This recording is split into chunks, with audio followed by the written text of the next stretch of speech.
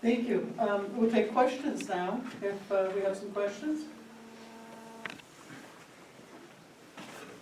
I guess I have one. I was just thinking about what Representative Troy said about civil discourse and the importance, and to me, you know, the example is, I've experienced the same kind of thing, standing out in the corner and getting that same kind of reaction, and it's not fun. What I am interested too is making sure that there's good civil discourse within the legislation, within the state legislation, or legislators as well, legislature as well. I attended a workshop on civil discourse earlier this year, and I think I was the only person from north of Boise to attend, but there were people from throughout the state, with Maloney being from the north, talking about civil discourse. And one of the things that I brought up multiple times that I think is really important is that in order to have civil discourse, there needs to be the presence of discourse.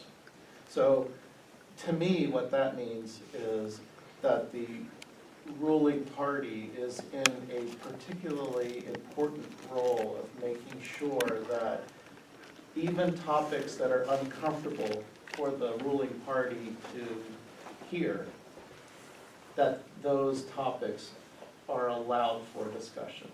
So, you know, the making sure that there's good discussion on closing the gap, and what can we do to make sure that that we're able to take care of this extremely important healthcare issue, or adding the words.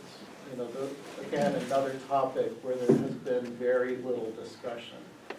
And I think that it's incumbent upon the majority party to make sure that there's good opportunity for conversation to happen, so that we can honestly say there has been civil discourse. Because if there's only politeness because of a lack of discourse, then we don't have a chance to say that there's true civil discourse, that we need to make sure that there's conversations about even things that are hard to talk about. And so that's something that's important to me, to make sure that, you know, that even issues, so if the minority party has something that's really important, that there's an opportunity for those bills to be introduced in committee and talked about. So that's something that I would really like to see changed within the state legislature at some point soon. And January is really coming up fast. So, and I know that hasn't necessarily been the case, because there's a rule, I suppose, that they call the Benke rule, which says that if the majority party is not going to agree to bring something forward, then it doesn't come forward. And I would like to see that particular thing change, so that we can actually have more conversation about those things that aren't necessarily comfortable to talk about. So that's my question. I wonder if there's been any talk about changing that and having those issues talked about more. Well, I think there was a piece of legislation that was drafted last year that if a bill had a certain percentage of co-sponsors on it, that it would have to be heard. But I don't know that it made it out of committee. And you know, that's a really difficult paradigm to shift. And Representative Jordan might know, I think that was something that was a piece of legislation that was drafted by both Democrats and Republicans. But the committee chairs have a tremendous amount of power, and they can just put something in their desk and it never sees the light of day again. Such as the Blaine Amendment, which, as many of you know, I signed on to because I was told that the issue was they wanted to be able to give scholarships to the private colleges in the state, BYU, Idaho, and Northwest Nazarene. And are you here from the Moscow Pullman Daily News? Because I want to make sure you get this quote right. I said I signed on to it because of that, but I didn't get my name off of it because it went into a chairman's desk. And quite frankly, I asked to have it taken off, but I didn't circle back around. And I got beat up over that, and my Daily News didn't say my whole quote, that I wanted to withdraw, and that was the reason why I put my name on it.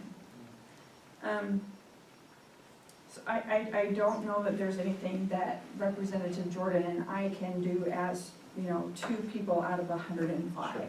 But I think it is being seen as a challenge for some good legislation that's trying to get through. And I don't know that really there's a lot that we can do to move that. Oh, we could do a lot. Yeah. I'm so much more optimistic. We could change the world if we work together, honestly. When I work at the national level, it's nice because I get to meet with Republicans and Democrats, and I am just seen as that person who bridges that gap. I would love to be that person here in the state, and I think Representative Troy and I could be those people. For one, if I ever heard anyone speaking negatively of her, I would be the first one to step up and defend her, because I would say she's my counterpart. But I don't ever hear anything negative about her, really. And honestly, I would hope the same thing for me, if she was in a room and someone tried to bash my good name and reputation, that she would defend me. Honestly, because we're a team and that's how we should be. We're sent down in the legislature to represent our district as a family. So I think honestly that it starts with us as leaders. We have to be the leaders above all. If there are other people who are not willing to be leaders, then we would just continue moving forward without them. And that's how I look at it. So it really starts with us. We have to look internally.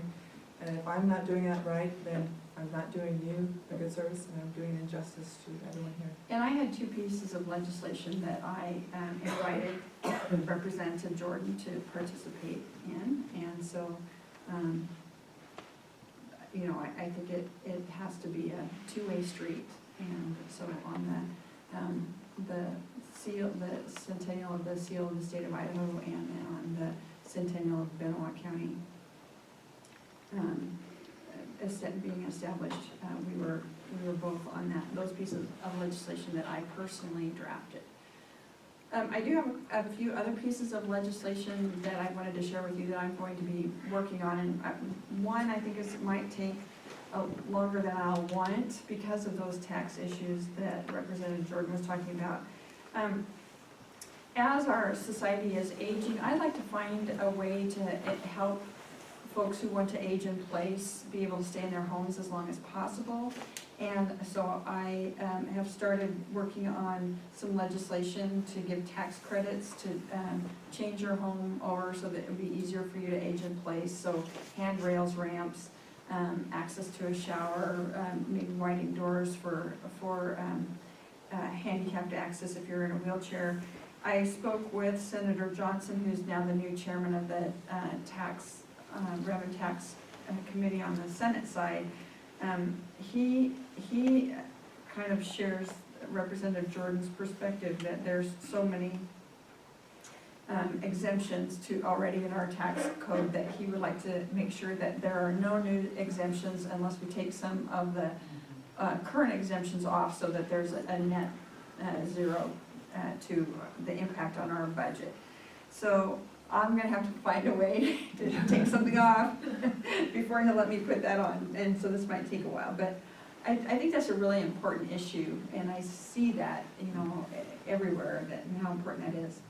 I've been working with Senator Burgoyne who's a Democrat and a vandal, and on it's called the ABLE legislation, and what it is for families who have, I'll use my own family as an example. I have a wonderful cousin in town, Andrew Becker, who is handicapped, and because of his Medicaid funding, he's not able to accept a lot of money from his family.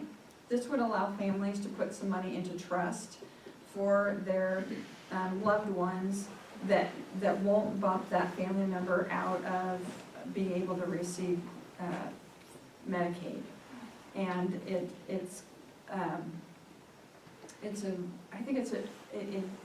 gives some dignity to those folks, and gives some peace of mind to their families. So the senator and I talked about that last week while we were in Boise, and I think he would like to see it start on the House side. So I'm doing a lot of work to try and smooth the waters for that. The other thing that I've been working on, I've been meeting with to Idaho Extension and the Legislative Services Office. When I was working on a bill for the cottage food industry, there was a gal in Deary who really wanted to come down and testify. And she couldn't make the commitment, because they have milk cows, she couldn't make the commitment to spend 3 days, a day driving down, a day driving back, and a day down there for testimony. And so we agreed to split a plane ticket. Then the committee hearing got postponed, Pam Halloway. And in the end, she and I ate this plane ticket. And it just was frustrating to me that there wasn't an easier way to do this. So the speaker has encouraged me to continue to pursue this. I'd like to be able to have, if you live, 50 miles or 75 miles from Boise, that you could connect to committee hearings and testify without having to be in the building. And as our state gets more and more urbanized, the rural voice is going to get heard less and less. So I think this is a really important way for us to continue to have our voices heard. So I've spoken with President Staben and Barbara Petty, who's the director of Idaho Extension, about being able to use the extension offices as one of the locations that people can go if they don't have their own technology to connect. And I'm hoping that's something that will get up and running maybe even this year, because we do have the technology for that in Boise. We haven't had the culture for that yet. Other questions? BJ? Berkeley Medical Center tried to recruit an oncology physician, and you've probably heard about this. And I've actually been talking a lot to, Excellent. yeah.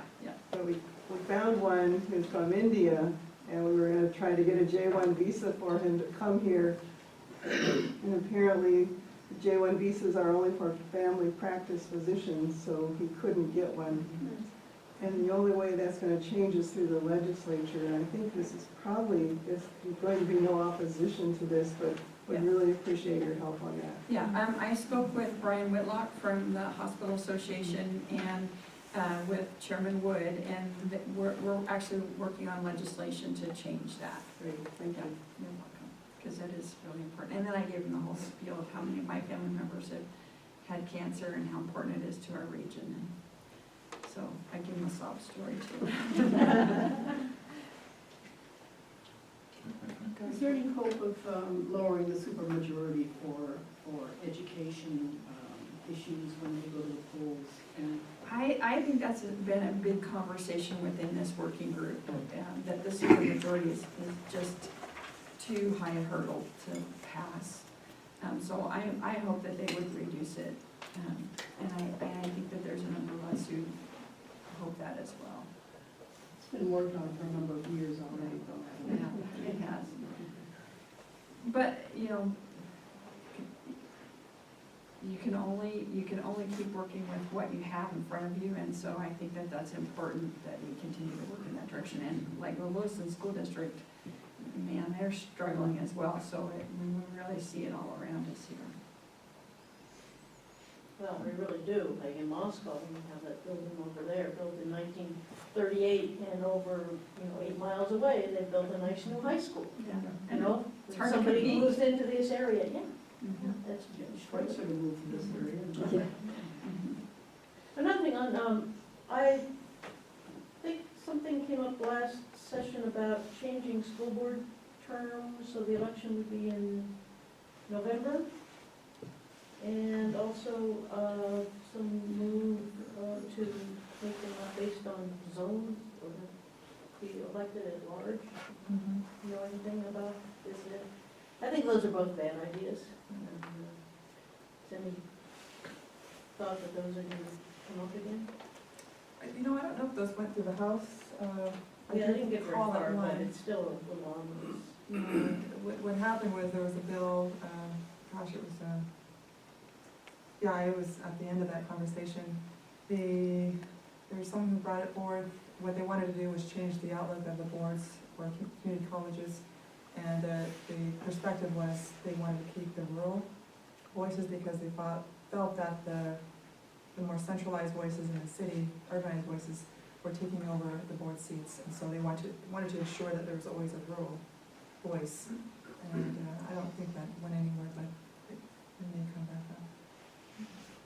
So the problem where it was politically started, and then Yeah, I don't go quite with it actually had to do with someone that I guess that was in session that we knew, and I don't know, it was kind of a personal bill. A lot of these bills tend to be personal and they're really ugly. Yeah. You mentioned earlier, Representative Troy, that you had talked with the fishing game a little bit about things going on in their world. Thinking about privatization of lands and taking over areas, did you talk to them at all about their concerns with what might be coming down and losing land and how that's going to affect hunting and fishing, as well as, so many other things, but that specifically with them?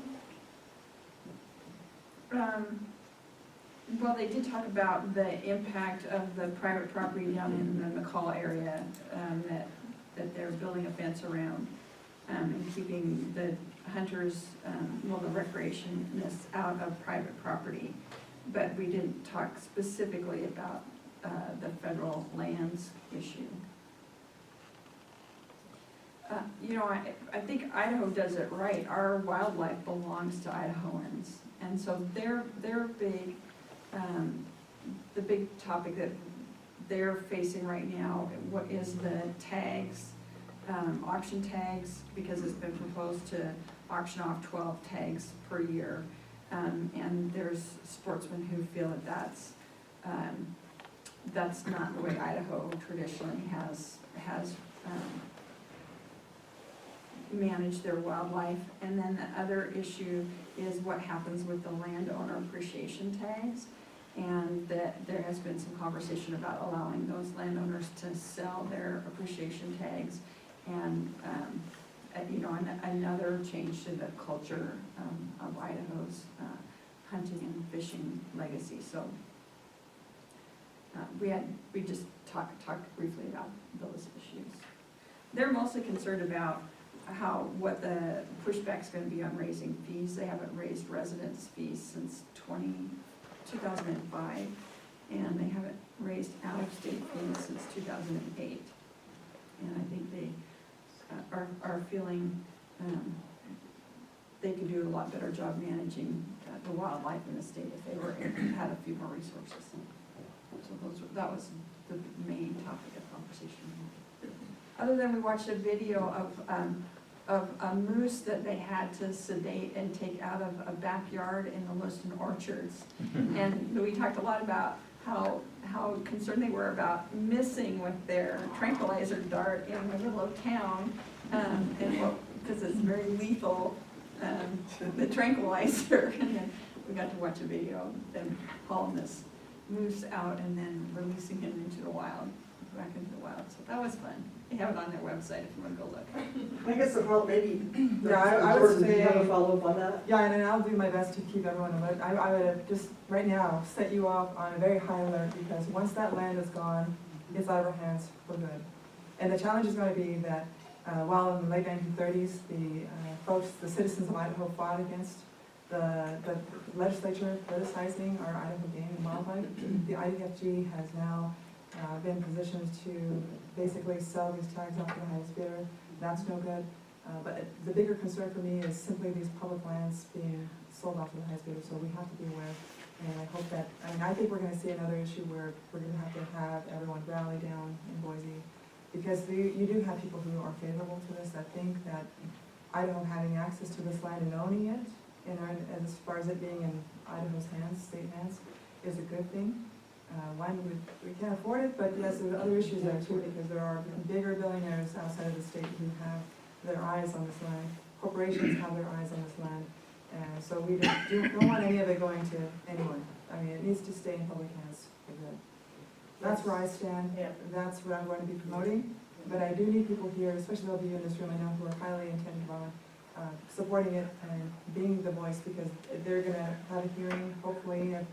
And I'm saying hopefully because sometimes these bills will get through committee and go straight to the House floor. But I'm hoping that we're going to have people to rally around it, as we did last time. We were able to stop it in committee, simply by having enough people there to rally against it, and it helps to have your voices there. So please stay tuned.